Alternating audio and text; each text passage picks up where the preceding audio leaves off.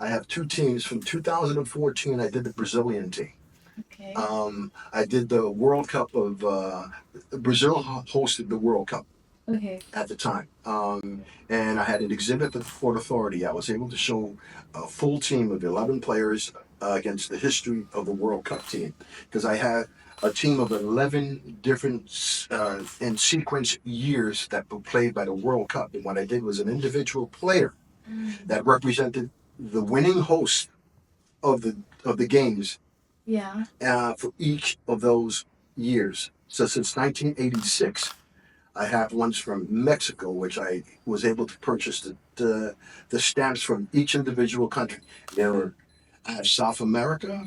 I have South Africa, France, Italy, Mexico, Brazil, Uruguay, Argentina. All those winners, I have a figurine for each one representing the year. Yeah. Against Nice. the host team, which was at the time was Brazil, but now it's Argentina who hosted. They're going to be hosting the 2022, who won the World Cup at that time period. Yeah. And because of that, I had the Brazilian already made and the Argentinian team already made. Okay. So for me to represent that in an exhibit, it's already in place. Yeah. For me to do the third one, I would have to derive one from my point of view of how I want to create that one. I might do another Argentina team, so represented in Mexico. But that's what I would like to do. And meeting the people there tomorrow is what I'm looking forward to. And this is a women's Olympics team, which I've done since 1996. I actually, they hosted it here in America, in Atlanta, the Olympics during 1996. And I was able to create figurines that depicted basketball, baseball, track and field figurines that I was able to represent at an exhibit in New York. And from there, I was able to get a couple of news articles on my work, interview on a cable show about the history of my work and deriving from not only sports, but I also do Hollywood characters.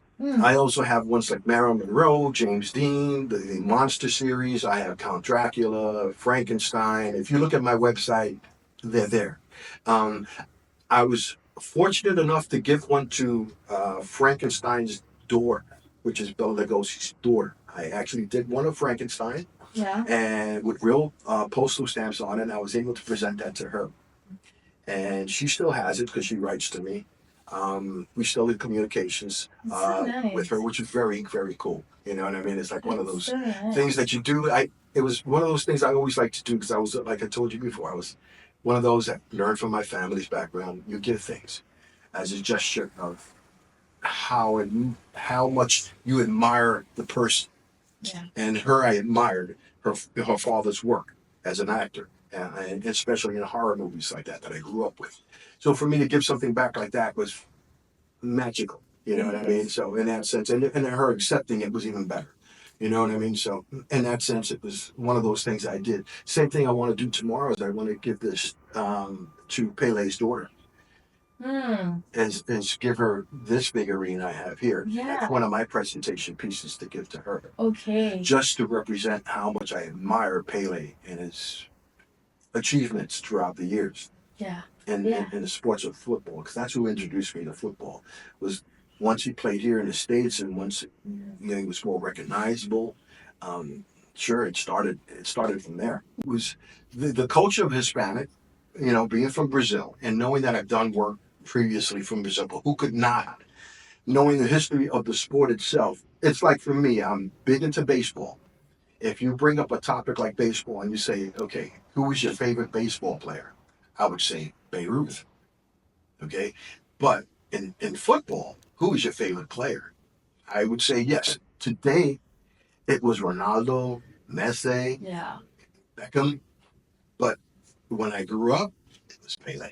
Yeah. He's a hero. He's a hero. So for me, that's where it derives from. And for me to be able to do something like that in my years to give something back to someone with that stature would be a blessing. Who's more recognizable than Pele? I mean, I love Ronaldo. I know Messi. Like I said, I have him here. He's also, up to date on him. Yeah. But that's the guy who started me thinking more geared into the sport itself and when I first came up with this idea in '96, it was something brand new. You know what I mean? Mixing the two medias, art and collecting of stamps, which I've done since I was a kid. But now trying to introduce both of them together in one facet look, as one representation of art as a collage piece. I thought representing stamps, not only for myself, but for the individual artist who done the stamps.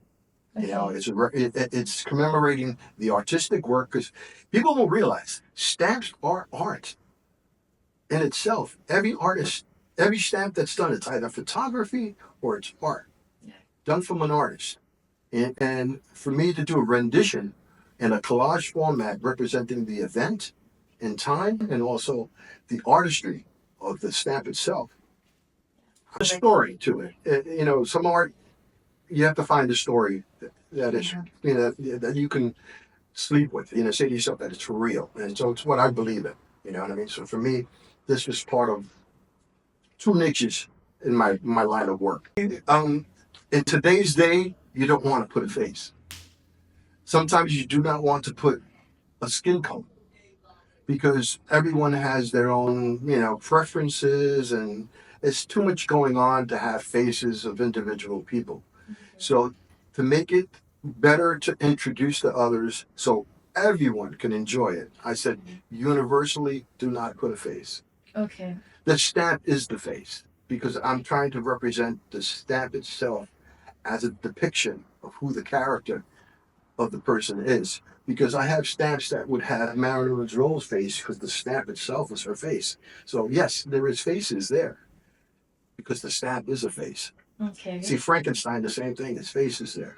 Dracula, his face is there. You see, um, other stars. I have baseballs like Roberto Clemente. I did one of him. His face is there on the stamp. So these characters represent the person and the rendition of the type of art that the stamp represents. So I can, you know, have a history of talking to someone about the stamp itself and the history of how the stamp was made and also the work it took me to do and why I did it. I've been doing this since 1996. That's where it started. And from there, every year, oh, well, I wouldn't say every year because I pick my favorite stamps.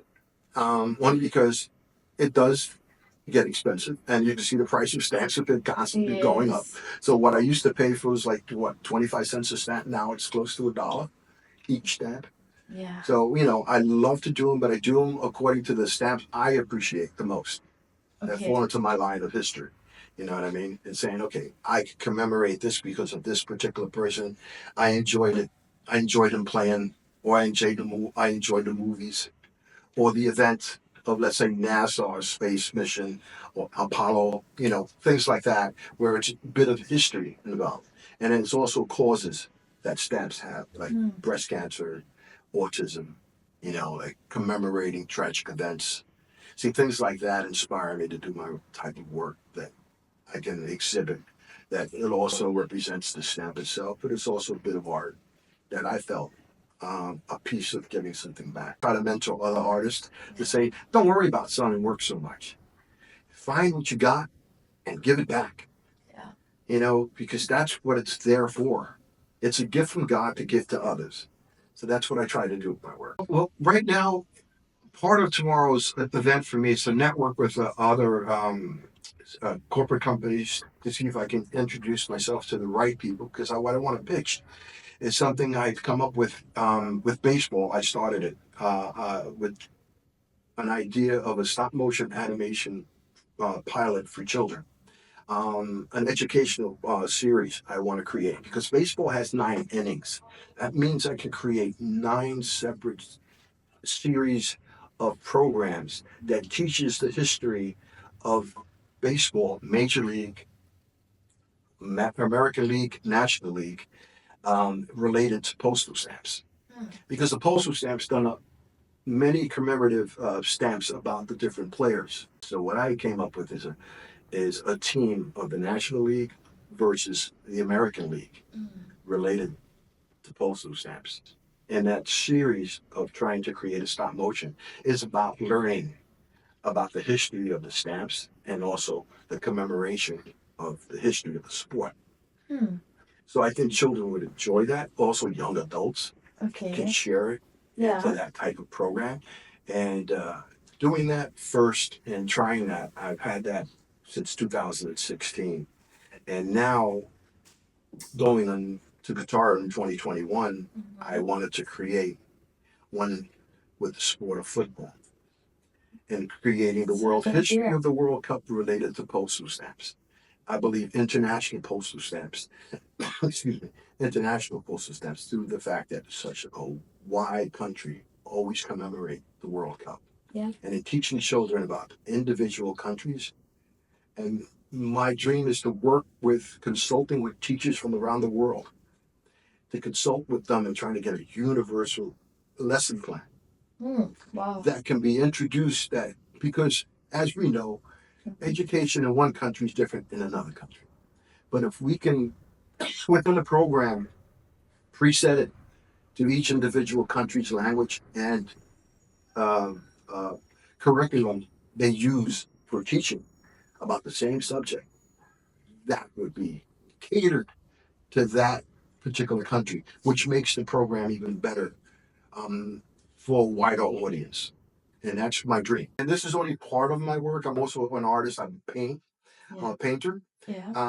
I do a lot of historic paintings about Puerto Rico, since that's where my family background is. A lot of my paintings are geared to the Caribbean style work, and also my imagination and my spiritual journey that throughout my life. So some of my paintings that you would see on my website, I have a variety of work. That's why I say I'm a multimedia artist, because I derive not only in regular landscape or abstract painting, but I also do, what I consider spiritual painting, more where it comes from imagination, more of my faith within it. And then I also do this type of work. Okay. And I'm looking to do stop motion animation. Okay. And I dabbled into it very, at an amateur level. De la historia de 9/11, cómo Yeah. siguió eso con mi familia. Era uno que cuando mi mamá de la mañana, como las 9:30 de la mañana, me llamó para decirme que la ventana que yo viví con mi familia tenía un view del World Trade Center. Yeah. So, por la ventana, mi mamá está en el teléfono llorando conmigo. Cuando ella vio los aviones, cuando Wow.